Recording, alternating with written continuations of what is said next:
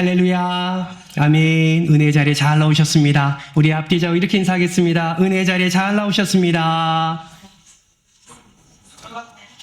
한 번 더 인사할 때 충만한 은혜 받으시길 축복합니다.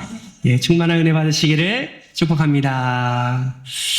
예, 오늘 우리에게 주신 하나님의 말씀은 사무엘하 11장 우리 1절로부터 5절까지의 말씀을 같이 한번 교독하겠습니다. 사무엘하 11장 1절로부터 5절까지의 말씀입니다. 구약성경 477면에 있습니다. 사무엘하 11장 1절로부터 5절까지의 말씀, 구약성경 477면에 있습니다. 우리 한 절씩 우리 번갈아 가면서 읽도록 하겠습니다. 그 해가 돌아와 왕들이 출전할 때가 되매 다윗이 요압과 그에게 있는 그의 부하들과 온 이스라엘 군대를 보내니 그들이 암몬 자손을 멸하고 랍바를 에워쌌고 다윗은 예루살렘에 그대로 있더라. 다윗이 그의 침상에서 일어나 왕궁 옥상에서 거닐다가 한 여인이 목욕을 하는데 심히 아름다워 다윗이 사람을 보내 그 여인을 알아보게 하였더니 그가 아뢰되 그는 엘리암의 딸이요 햇사람 우리아의 아내 바세바가 아니니까 하니 다윗이 전령을 보내어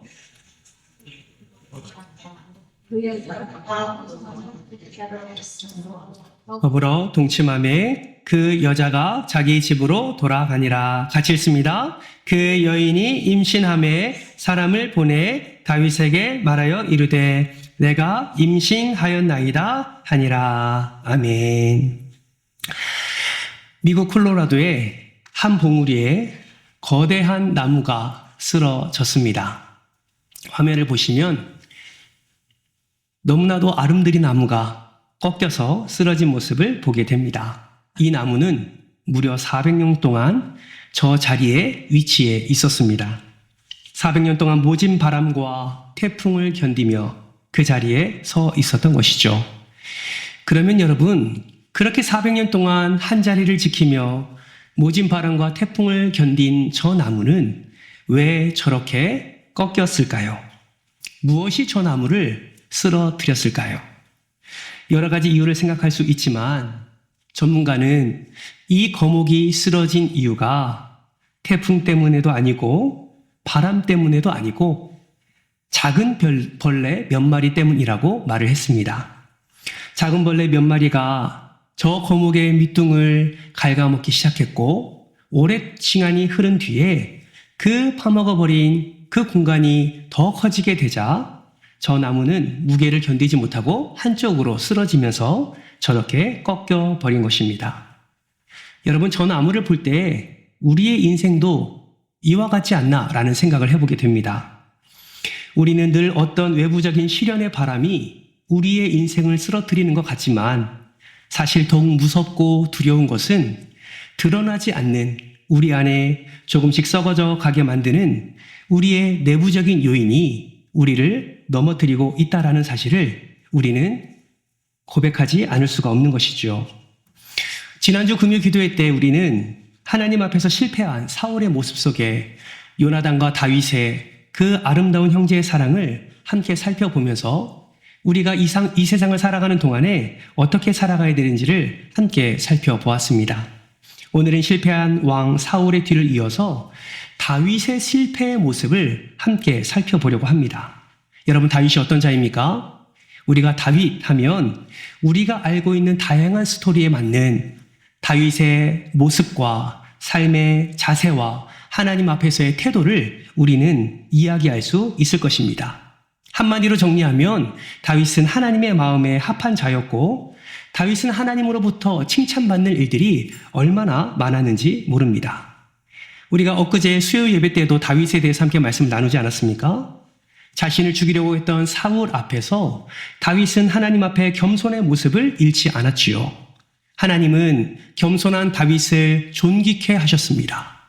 사울과는 달리 죄를 멀리한 다윗의 삶의 모습을 바라보시면서 하나님은 다윗을 존귀케 하셨지요.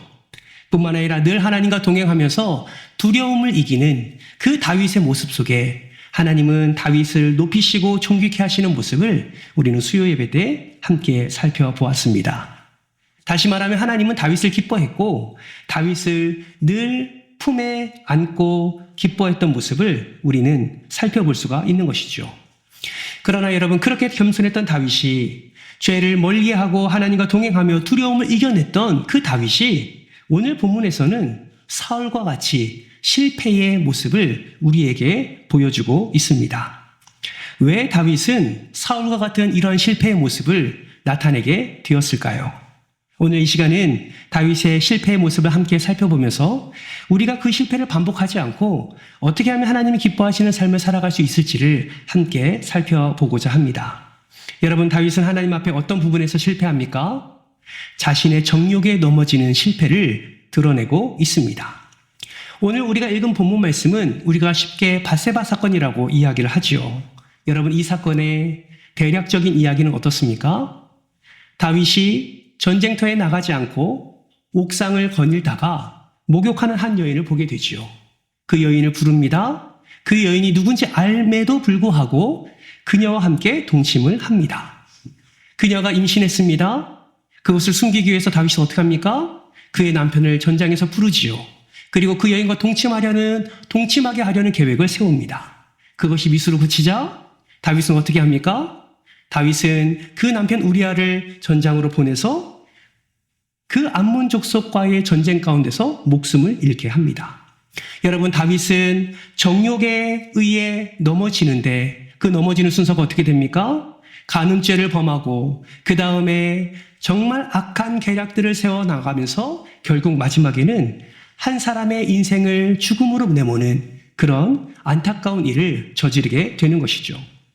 여러분, 이러한 죄의 결과가 어떻게 됐습니까? 여러분, 사무엘하 11장 26절은 이렇게 말씀하고 있습니다. 우리 같이 한번 읽어볼까요? 시작.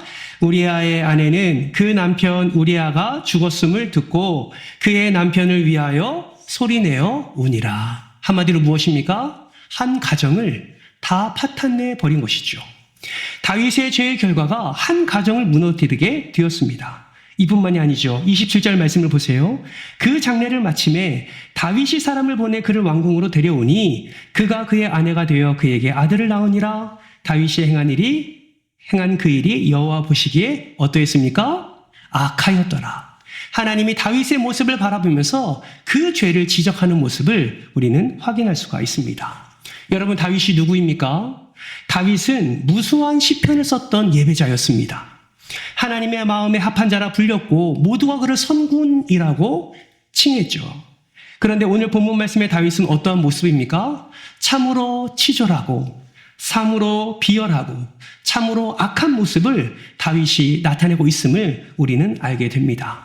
특별히 앞서 말씀 읽은 27절 말씀에 보면 마치 우리아가 전장에서 죽은 그 장군의 아내를 자기가 거둬들이는 것처럼 자신의 죄를 감추는 것이 오히려 많은 이들에게 칭송을 받은 것처럼 그렇게 둔갑시키는 그러한 악한 죄를 다윗이 범하는 것을 보게 됩니다.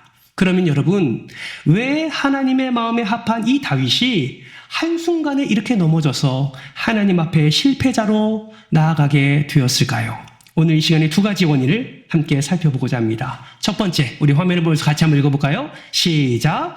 다윗의 자만심에 따른 태만함 때문입니다. 네, 다윗의 자만심에 따른 태만함 때문에 한순간에 넘어지게 되었다라는 것이죠. 오늘 보면 1절 말씀을 볼까요? 1절 말씀도 같이 한번 읽겠습니다. 시작! 그 해가 돌아와 왕들이 출전할 때가 되매 다윗이 요압과 그에게 있는 그의 부하들과 온 이스라엘 군대를 보내니 그들이 암몬 자손을 멸하고 라빠를 에워쌌고 다윗은 예루살렘에 그대로 있더라. 아멘. 이 당시 다윗은 암몬 족속과의 전쟁 중에 있었습니다. 1절에 보면 그 해가 돌아와 왕들이 출전할 때가 되매 라고 기록되어 있는데 그 당시에 겨울에는 전쟁을 하기가 너무나 쉽지 않았습니다. 그래서 날이 추워지고 또 겨울이 오게 되면 전쟁을 잠시 멈췄다가 날이 풀리고 또 따뜻하게 되면 전쟁을 시작하는 그런 시대적 상황이 있었습니다. 아마도 이때도 전쟁을 하다가 잠시 멈춘 상태에서 날이 풀리자 다시 왕들이 출전하여 전쟁을 다시 일으키는 그런 시기였던 것 같습니다. 그런데 이 전쟁의 특이한 점이 무엇입니까? 다윗은 그 전쟁에 동참하지 않았다라는 거예요. 물론 모든 전쟁의 왕이 다 출전하진 않습니다. 모든 전쟁에 왕이 참여해서 항상 왕이 칼을 들고 항상 전쟁에 참여하는 것은 아닙니다. 이 전쟁도 마찬가지로 다윗은 왕궁에 남아있고 요압과 이스라엘 군대들만 그 암몬 족속과의 전쟁 가운데 내보내게 된 것이죠. 그럼 여러분 한번 생각해 보십시오.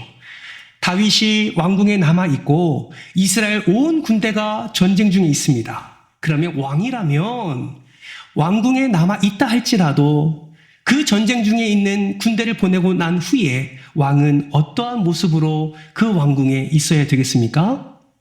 감히 제가 생각하기는 다윗은 어려운 상황에 날마다 하나님을 붙잡았고 항상 전쟁 가운데서도 날마다 하나님의 앞에 엎드려 기도하며 하나님의 의중을 물었던 다윗의 모습을 볼 때 이스라엘 온 군대가 전쟁 가운데 나가 있을 때 다윗은 왕궁에서 하나님이 기뻐하시는 모습으로 이스라엘 군대를 위해서 기도하고 하나님을 의지하는 모습이 반드시 있어야 되지 않았나라는 생각을 해보게 됩니다. 그런데 다윗은 어떻게 합니까? 여러분 2절 말씀해 보실까요? 2절 말씀에 다윗의 모습을 이렇게 말씀하고 있습니다. 저녁 때에 다윗이 그의 침상에서 일어나 왕궁 옥상에서 거닐다가. 여러분 저녁 때에 어디서 다윗이 일어났습니까? 침상에서 일어났다라고 말합니다. 여러분 침상에서 일어났다는 것은 무엇을 의미합니까? 저녁이 되기 전에 침상에 누워 있었음을 의미하는 것이죠. 여러분 성경은 다윗이 아프다고 말하지 않습니다. 다윗이 질병 가운데 있다고 말하지 않습니다. 그렇다면 이 행동은 어떻게 해석할 수 있습니까? 이스라엘 군대는 전쟁 중에 있을 때에 다윗의 마음은 그 전쟁터에 있지 않았다라는 것을 의미하죠. 다윗의 마음은 걱정과 염려와 두려움이 전혀 없고 침상에 누워 있을 만큼 평안했다라는 것을 말하고 있습니다. 이것은 다시 말하면 다윗의 게으름과 다윗의 태만함이 분명히 드러나고 있었다라는 것을 말씀을 통해서 우리는 이해할 수가 있습니다. 여러분 태만이 무엇입니까? 태만은 자신의 본분을 잊고 반드시 해야 할 일을 게을리하고 그리고 다른 사람의 일처럼 방관하는 것이 태만입니다. 다시요. 태만은 자신의 본분을 잊고 반드시 해야 할 일을 게을리하고 다른 사람의 일처럼 방관하는 것이 태만이다라는 것이죠. 다윗은 태만함에 빠졌습니다. 게으름에 빠졌습니다. 그 결과 그는 범죄의 늪 속에 빠질 수밖에 없었다라는 것이죠. 여러분 이런 위기는 다윗에게만 있었지 않습니다. 성경 곳곳에 보면 노아도 방주라는 구원의 은총 뒤에 포도주에 취해 벌거벗은 모습을 보일 때도 있었고 여호수아는 여리고성을 점령한 후에 하나님께 묻지 않고 아이성을 전쟁터로 나아갔다가 패배하게 되고 또한 베드로는 놀라운 신앙 고백 후에 예수님께 칭찬을 받지만 곧 예수님의 십자가를 만류하다가 사단이라는 심한 책망을 받게 되는 모습을 우리는 확인할 수가 있습니다. 여러분 이러한 모습을 통해서 우리가 기억해야 될 것은 무엇입니까? 우리의 삶 속에 고통과 시련이 임하는 순간이 마귀가 우리를 넘어뜨리는 순간일 수도 있지만 그것에만 한정된 것이 아니라 우리가 삶 속에서 성공과 승리의 축배를 마시거나 평안과 안녕을 누리며 방심하고 있을 때 사단은 우리를 넘어뜨린다는 사실을 우리는 반드시 기억해야 될 줄 믿습니다. 태만했던 다윗은 육적인 게으름뿐만 아니라 영적인 게으름까지 함께 나타내고 있었고 그는 모든 긴장을 내어버리고 한껏 게으름을 피우고 있었던 것입니다. 여러분 이러한 다윗의 모습을 통해서 우리의 신앙생활에 정말 중요한 것이 무엇인지를 발견하게 됩니다. 여러분 우리의 신앙생활에 정말 위험한 것이 무엇입니까? 육적인 게으름도 정말 위험하지만 육적인 게으름과 함께 드러나는 영적인 게으름이 정말 위험하다는 사실을 우리는 반드시 깨달아야 합니다. 우리가 영적으로 잠들고 있을 때 어둠의 권세는 그 틈을 노립니다. 하나님을 붙잡고 영적인 질서를 따라 신앙의 본분을 다하지 않을 때에 하나님 없이도 살 수 있다라는 우리의 자만함이 마음에 싹트게 되고 은혜를 누려왔던 예배의 영광에서 벗어나 말씀의 생명에서 벗어나 영적인 태만이 자라나는 것을 우리는 경험하게 된다라는 것이죠. 이것을 너무나 잘 알고 있던 독일의 저명한 신학자 본회퍼 목사님은 이렇게 말씀을 하셨습니다. 같이 한번 읽어볼까요? 시작. 우리는 세상에 악이 많아서 넘어지는 것이 아니라 그것을 이길 만한 선이 내 안에 없기 때문에 넘어진다. 여러분, 세상에 유혹거리가 얼마나 많습니까? 우리가 넘어지는 이유가 무엇입니까? 우리를 유혹하는 것이 너무 많아서 넘어집니까? 여러분, 본회퍼 목사님은 그렇지 않다라고 말씀하는 겁니다. 많은 유혹이 있지만, 세상 가운데 우리를 넘어뜨리는 수많은 유혹이 있지만, 우리가 넘어지는 이유는 그 수많은 유혹 때문이 아니라 우리의 심령 안에 파고드는 세상의 가치관을 이겨내고 막아낼 영적인 힘이 내 안에 없기 때문에 우리는 넘어지는 것이다 라고 말씀을 하고 있는 것입니다. 여러분, 다윗의 모습을 보세요. 다윗은 얼마나 기도를 많이 한 사람입니까? 시편 55편 17절 말씀을 보세요. 저녁과 아침과 정오에 내가 근심하여 탄식하리니. 무슨 말입니까? 저녁에도 아침에도 정오에도 내가 근심하며 탄식한다는 것은 여호와께서 내 소리를 들으시는 기도를 하고 있음을 분명히 말씀하고 있습니다. 시편 19편 10절 말씀도 보세요. 금, 곧 많은 순금보다 더 삼할 것이며 꿀과 송이꿀보다 더 달도다. 무엇이요? 하나님의 말씀이요. 다윗은 하나님의 말씀을 너무나 사모했고 너무나 송이꿀처럼, 아니 그 이상으로 기대했고 늘 말씀을 붙잡고 기도의 자리로 나아가는 자가 바로 다윗이었다라는 것이죠. 그러나 그러한 다윗이 지금 어떠한 실패를 경험하고 있습니까? 자신의 자만함에서 드러나는 태만함이 그의 삶을 무너뜨렸고 그의 삶이 영적인 침체까지 이르게 되어 하나님을 바라보는 것이 아니라 자신의 정욕에 스스로 넘어지는 어리석음을 우리에게 보여주고 있는 것입니다. 사랑하는 성도 여러분, 악을 이길 수 있는 선의 능력을 채우는 이 영적 생활을 여러분들은 얼마나 지속하고 계십니까? 여러분들은 매일의 삶 속에서 수많은 그 유혹과 그 세상의 가치관이 정말 미디어와 수많은 방법으로 우리에게 다가올 때에 얼마나 그것을 이겨내기 위해서 신앙생활의 습관을 바르게 세우고 내 안에 선한 능력을 더욱더 경험하며 그 선한 능력으로 악을 이길 수 있는 힘을 얼마나 많이 여러분의 삶 속에서 기르고 계십니까? 여러분, 우리는 신앙생활에서 그 모든 선한 능력이 악한 능력을 이길 수 있는 그런 선한 영적인 생활을 계속해서 감당할 수 없을 때 어느 순간 내 안에 그런 자만함이 비집고 들어와 그런 태만함이 싹트게 되고 그러한 태만함이 우리의 영적 침체와 우리의 영적 무너짐을 경험하게 하는 그런 원인이 된다라는 사실을 우리는 반드시 기억해야 될 줄 믿습니다. 사랑하는 성도 여러분, 우리 안에 영적인 질서가 무너지고 있지는 않습니까? 그 무너지고 있는 그 영적인 질서를 바르게 세우는 저와 여러분 되시기를 주님의 이름으로 축복합니다. 그럼 어떻게 하면 바르게 세울 수 있을까요? 그런 내 안에 선한 능력이 계속해서 내 삶 속에서 일어날 수 있도록 그런 거룩한 습관을 세워가는 것이 굉장히 중요합니다. 영적으로 무장하며 그렇게 영적인 훈련과 함께 매일매일의 삶 속에서 말씀으로 살아내려는 그 습관들을 우리는 계속해서 세워나가야 하는 것이죠. 그러한 습관과 그러한 영적 생활을 통해서 하나님의 선한 능력이 우리의 가운데 풍성하게 임하게 되고 그 은혜가 충만히 임하게 될 때에 우리는 좌로나 우로나 치우치지 아니하고 오직 하나님의 은혜로 우리는 승리의 길을 나아갈 수 있게 되는 것입니다. 사랑하는 성도 여러분, 자만과 태만함이 아니라 나태함이 아니라 게으름이 아니라 이럴 때일수록 오직 하나님 안에서 하나님의 선한 능력을 충만히 채우며 그 선한 능력으로 악을 이기는 믿음의 주인공 되시기를 주님의 이름으로 축복합니다. 다윗이 한순간에 넘어져 실패한 원인이 무엇입니까? 두 번째는 다윗의 잘못된 시선으로 인한 안목의 정욕 때문에 그렇습니다. 여러분, 오늘 본문 2절 하반절 말씀을 우리 화면을 보면서 같이 한번 읽어볼까요? 시작. 일어나 왕궁 옥상에서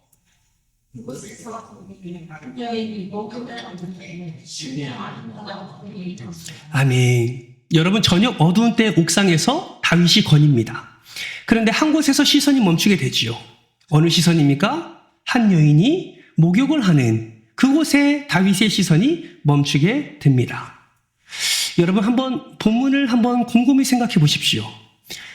오늘같이 이런 저녁 때에 그때 당시에 전기가 있었을까요? 호롱불을 켰을까요? 이 저녁 때에 그 당시 그 옥상에서 멀리 있는 그 집들을 바라볼 때 얼마나 선명하게 그 모습이 보였을까요? 목욕하는 여인이 정말 두 눈에 선명하게 들어왔을까요?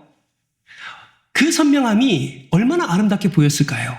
저는 감히 생각해 볼 때 정말 뚜렷하게, 정말 분명하게 보여서 그 모습의 아름다움을 표현했다라기보다는 그 어두운 가운데 희미하게 보이는 그 벌거벗은 여인의 그 몸을 탐욕의 눈으로 바라보니 더 아름답게 보이지 않았나라는 생각을 해보게 됩니다.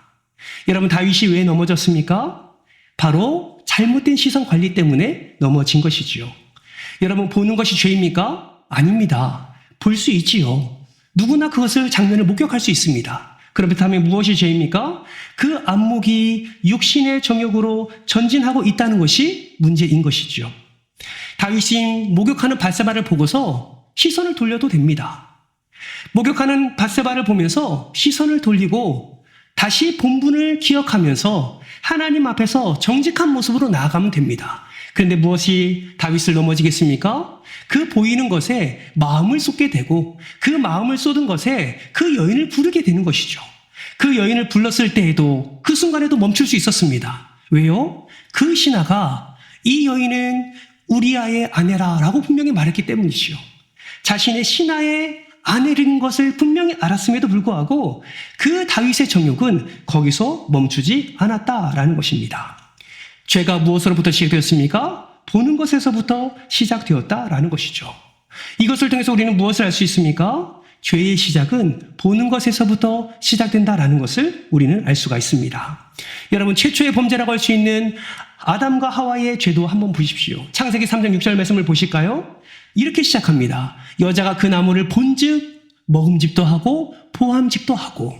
무엇부터 죄가 시작됐습니까? 보는 것에서부터 시작되는 거예요. 보는 것은 죄가 아니에요. 그러나 보는 것에서 마음을 빼앗기고 그 마음을 빼앗기는 것에서 우리의 모든 관심이 쏟아지게 되고 결국은 그 죄 가운데 손을 뻗게 되어 죄를 범하게 되는 것입니다. 여러분, 하와뿐만이 아니에요. 다윗뿐만이 아닙니다. 우리도 마찬가지 아닙니까? 우리도 어떨 때 죄를 범하게 됩니까? 보는 것에서부터 죄가 시작되게 됩니다. 우리의 시선 관리가 잘못되어지면 그 잘못된 시선으로 말미암아 우리의 정욕이 그것에 주목하게 되고 그 주목하게 된 그 시선이 오히려 우리를 죄의 길로 걸어가게 하는데 귀한 중요한 역할을 하게 된다라는 것이죠. 다윗이 보았습니다. 거기에 마음을 빼앗겼습니다. 결국 어디까지 죄가 갔나요? 간음죄뿐만 아니라 살인죄까지 저지르게 되는 모습을 우리는 말씀을 통해서 확인하게 됩니다. 여러분, 탈무드에는 이런 구절이 있어요. 우리 화면을 보면서 같이 한번 읽어볼까요? 시작. 당연히 해야 할 일을 하지 않으면 하지 말아야 할 일을 하게 된다. 당연히 보아야 할 것을 보지 않으면 보지 말아야 할 것을 보게 된다. 이게 유대인의 지혜에 담긴 이야기입니다. 여러분, 이 말에 공감하십니까? 내가 당연히 해야 할 것을 하지 않으면 하지 말아야 할 것을 하게 되는 것이 우리의 모습입니다. 내가 당연히 봐야 될 것을 보지 않으면 보지 않아도 될 것을 우리는 보게 된다라는 것이죠. 당연히 봐야 될 다윗의 시선, 하나님을 바라봐야 되고 하나님께 시선을 집중해야 되고 하나님의 말씀에 시선을 집중해야 되는데 그런 것을 보지 않으니 오히려 다른 것에 시선을 빼앗기게 되고 그것이 정욕으로 넘어지게 되는 시작이 된다라는 것을 우리는 확인할 수 있습니다. 여러분, 한 젊은 신하가 왕에게 와서 어떻게 하면 시험과 유혹에 빠지지 않고 맡은 일을 잘 감당할 수 있을까라는 것을 왕에게 질문을 하였습니다. 그러자 왕은 기름이 가득 담긴 한 잔을 주고 자신의 지시한 곳까지 그 잔을 들고 갔다 오라고 명령을 합니다. 기름을 쏟을 시에는 엄벌을 명하겠다라고 엄포를 놓지요. 젊은 신하는 양손으로 잔을 들고 기름이 쏟지 않기 위해서 온 신경을 쓰며 조심조심 왕이 침구목한 곳까지 그렇게 갔다 옵니다. 땀을 삐질삐질 흘릴 만큼 그렇게 긴장하며 그렇게 명령을 수행하게 되죠. 왕은 돌아온 그 신하를 바라보면서 칭찬하며 이렇게 묻습니다. 오면서 새로 아름답게 지어진 큰 건물을 보았는가? 그 신하는 말합니다. 아니요, 보지 못했습니다. 그렇다면 큰 길에 많은 사람이 오가는 유명한 주막을 보았는가? 그 신하는 말합니다. 죄송합니다. 왕이시여, 기름을 쏟지 않으려고 정신을 집중하느라 아무것도 보지 못했습니다. 여러분, 맡은 일에만 시선을 두고 몰두하다 보면 시험에 들 겨를도 유혹에 빠질 겨를도 없었다라는 것이죠. 여러분, 그거 아십니까? 사람은요, 지각을 할 때, 다시 말하면 무엇을 보고 그것을 지각해서 그것을 인식할 때 세 가지로 인식을 하게 됩니다. 첫 번째는 무엇인지 아십니까? 보는 것으로 인식하는 거예요. 제가 말씀을 전하면서 여러분을 이렇게 지켜봅니다. 그러면 여러분이 얼마나 말씀을 잘 듣고 있는지, 핸드폰을 보고 있는지 여기서는 다 보입니다. 그것을 지각하는 것이죠. 저분은 말씀을 잘 듣고 있구나. 저 청년은 지금 딴짓을 하고 있구나. 저 뒤에 강도사님은 지금 뭐 하고 있구나. 다 지각이 되는 거예요. 왜요? 내가 보는 것에 주의를 기울이게 되고 그 주의를 기울이면 그것을 내가 인지하게 되는 것이죠. 그래서 제가 판단을 하게 되는 것입니다. 그리고 이렇게 치면 깜짝 놀라셨습니까? 눈에 보는 것뿐만 아니라 듣는 것에 우리는 지각을 합니다. 들리는 것에 우리는 주의를 기울이게 돼요. 그리고 들리는 것에 우리는 판단을 하게 됩니다. 그래서 보는 것으로 지각할 수 있고요. 들리는 것으로 지각할 수 있어요. 그래서 여러분, 길거리에 가다가 남편이 길거리에 같이 가다가 시내에서 짧은 치마를 입고 가는 젊은 여자를 이렇게 보지 않습니까? 여러분, 볼 수 있습니까? 없습니까? 볼 수 있지요. 사람인데요. 보는 게 죄입니까? 볼 수 있지요. 다윗처럼 거기에 마음을 쏟고 거기에 음흉함까지 들어가는 게 죄죠. 왜 봅니까? 지각이 되는 거예요. 들리니까 지각이 되는 겁니다. 근데 더 중요한 것은요, 마지막이에요. 어떨 때 그것을 지각하는 줄 아십니까? 내가 듣고 싶고 내가 지각하고 싶은 것에 주목할 때 그것을 내가 지각할 수 있어요. 무슨 말인지 아십니까? 예를 들어서 제가 이곳에서 여러분들을 너무너무 사랑하지만 제가 가장 사랑하는 한 여인이 있습니다. 누굴까요? 아내죠. 그러면 저는 아내만 주목하고 싶습니다. 그러면 제가 이 강단에서 아내만 주목하게 되면 다른 사람 눈에 보일까요? 안 보일까요? 보이지 않습니다. 내가 선택적 지각을 할 수 있다라는 거예요. 무슨 말씀인지 아십니까? 다윗이 왜 넘어졌습니까? 이 선택적 지각을 하지 못한 거예요. 보이는 것에만 마음을 쏟고 정욕을 쏟아냈기 때문에 넘어지게 된 것입니다. 선택적 지각이라는 것은 내가 선택할 수 있다라는 것이죠. 여러분, 그러면 우리는 그리스도인입니다. 세상을 살아갑니다. 수많은 유혹이 우리에게 다가옵니다. 세상적 가치관이 우리 삶에 부딪힙니다. 여러분, 우리는 들리는 게 있어요. 보이는 게 있어요. 그것을 다 지각합니다. 그러나 우리가 가질 수 있는, 우리가 정말 지각할 수 있는 가장 중요한 요소 중에 하나가 무엇이냐면 선택적 지각을 할 수 있다라는 거예요. 그렇다면 우리는 그러한 시대적인 상황과 그런 유혹 가운데 우리가 선택해야 될 지각은 무엇일까요? 바로 우리 하나님 아버지인 줄 믿습니다. 근데 그거 아십니까? 이것이 훈련되어지면 진짜 선택적 지각을 할 수 있습니다. 여러분, 우리가 인터넷을 하다가 내가 원하는 정보가 아닌 다른 정보에 클릭할 때가 너무나 많지 않습니까? 내가 원하는 정보는 A인데 내가 쇼핑을 너무 좋아하다 보니 이쁜 옷이 있으면 계속해서 그것을 클릭해서 들어가는 것이죠. 내가 지금 무엇을 하는 것입니까? 선택적 지각을 하는 거예요. 그런데 내가 정말 원하는 것에만 선택하는 것을 집중하고 그것을 훈련하게 되면 그 다음에 선택적 지각은 나의 선택지가 아니게 됩니다. 내가 원하는 것만 선택할 수 있다라는 것이죠. 그리스도인이 하나님의 말씀을 붙들고 하나님을 의지하고 말씀에 순종하려는 선택적 지각의 훈련이 계속 이어지게 되면 우리는 그것을 영적 훈련이라고 말하죠. 우리는 그것을 경건이라고 말합니다. 그런 경건의 모양과 습관과 그 능력이 매일매일의 삶 가운데서 훈련되어짐으로 축적이 되면 어떤 순간에서도 우리는 하나님이 기뻐하시는 선택적 지각을 할 수 있다라는 것입니다. 그것이 만약에 무너지게 되면 어떻게 되나요? 세상적인 그런 가치관에 우리의 정욕을 쏟아내고 안목의 정욕이 나타나게 되고 이생의 자랑으로 우리는 넘어지게 되는 것이죠. 따라서 우리가 맞춰야 될 시선, 우리가 가져야 될 선택적 지각은 무엇입니까?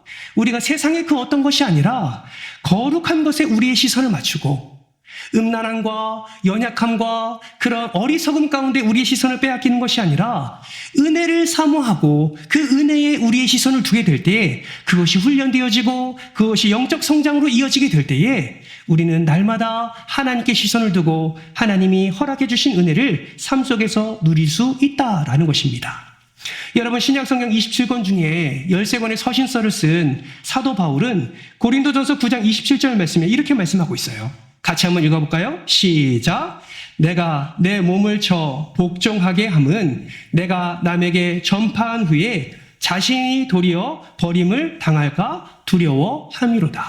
여러분, 영적인 거장이었던 사도 바울도요, 마음에 두려움이 있었습니다. 무슨 두려움이에요? 내 몸을 치기까지 두려움이 있었어요? 무슨 두려움입니까? 남에게 복음을 전파한 후에 자신이 도리어 버림을 당할까, 그 복음에서 버림을 당할까 두려워하는 마음이 항상 있었다라는 것이죠.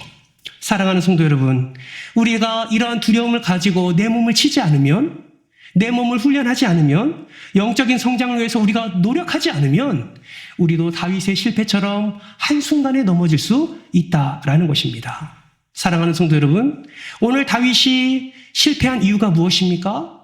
자만함을 통한 태만함 때문에, 그러한 잘못된 시선 관리 때문에 스스로 넘어지는 모습을 우리는 바라보게 됩니다. 그렇다면 우리는 그리스도인으로서 어떻게 살아가야 될까요? 지금까지 함께 나눈 것처럼 자만함과 태만함이 아니라, 잘못된 시선 관리가 아니라 정말 하나님 앞에서의 경건의 습관을 바르게 세우고 다른 시선을 허용하는 것이 아니라 하나님을 향한 선택적 지각, 하나님을 향한 그런 영적인 훈련이 계속해서 쌓여가면서 하나님께서 허락해 주신 은혜를 누릴 수 있게 되는 것입니다. 사랑하는 성도 여러분, 우리가 하루하루 살아가는 동안에 다윗이 경험한 이 실패가 아니라 매일매일의 삶 속에서 하나님이 기뻐하시는 그 영적 성장을 이루어 하나님께 날마다 영광 올려드리는 저와 여러분이 되시기를 주님의 이름으로 축복합니다. 이러한 훈련이 없으면 우리는 결국 매너리즘에 빠지게 됩니다. 이러한 영적 성장이 없으면 우리는 정욕에 빠지게 됩니다. 결국 우리는 다윗과 같은 실패를 경험하게 되는 것이죠. 바라고 소망하기는 이러한 실패, 이러한 매너리즘, 이러한 넘어짐, 이러한 좌절이 아니라 하나님을 더욱 사모하고 말씀을 더욱 붙잡는 그 영적 훈련을 통해서 하나님만 온전히 바라고 지각하는 그런 영적인 센스를 통해서 온전히 하나님께 영광 올려드릴 뿐만 아니라 실패가 아닌 성공으로 하나님께 온전히 나아가는 저와 여러분 되시기를 주님의 이름으로 축복합니다. 그럴 때 하나님께서 여러분의 삶을 은혜로 채우시고 여러분의 삶을 형통으로 인도해 주실 줄 믿습니다. 그 은혜가 여러분의 삶 가운데 넘쳐나기를 주님의 이름으로 축원합니다.